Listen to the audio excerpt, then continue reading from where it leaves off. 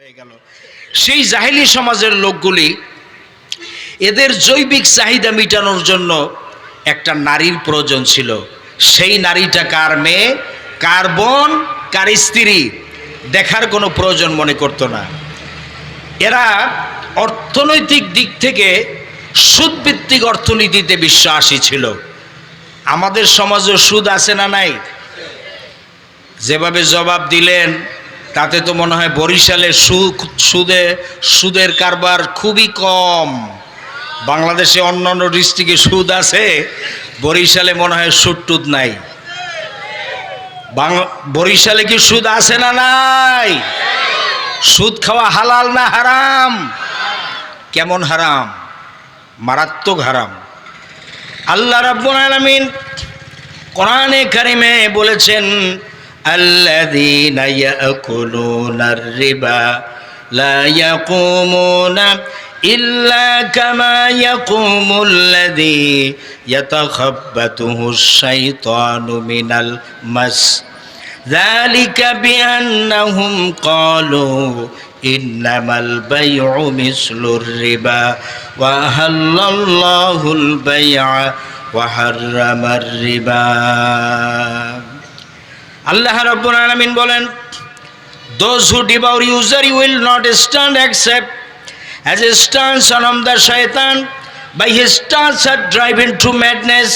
That is because by say trade is like usury. Allah hath permitted trade and forbidden usury.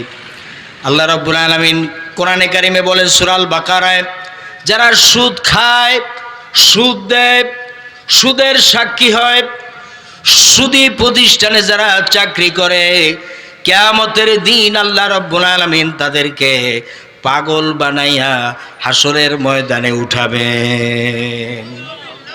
কি বানাইয়া? কি বানাইয়া? পাগল। পাগল ম্যাট।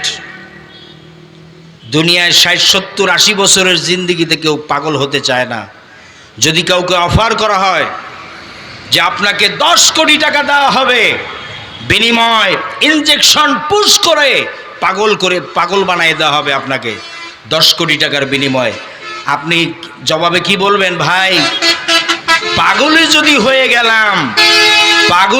হয়ে গেলাম তাহলে টাকা দিয়া করব কি? ঠিক না?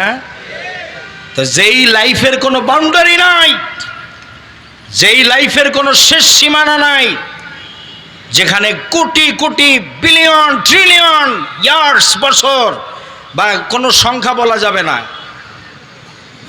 খালিদিন, যেখানে চিরস্থায়ীভাবে বসবাস করতে হবে, যেই আখিরাতের জিন্দেগিতে, সেখানে যদি পাগল হয়ে কাউকে উঠতে হয়, এর চাইতে হতভাগা, এর চাইতে দুর্ভাগা আর কিছু হতে পারে?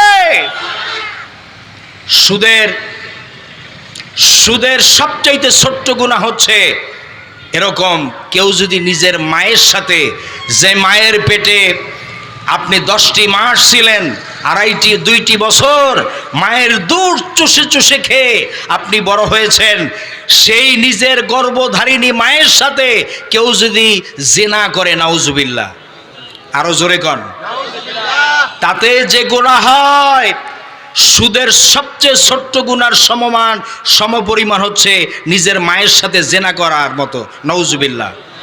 এখন আপনি প্রশ্ন করতে পারেন, তাহলে হুজুর সুদের সবচাইতে বড় গুনাহ কোনটি?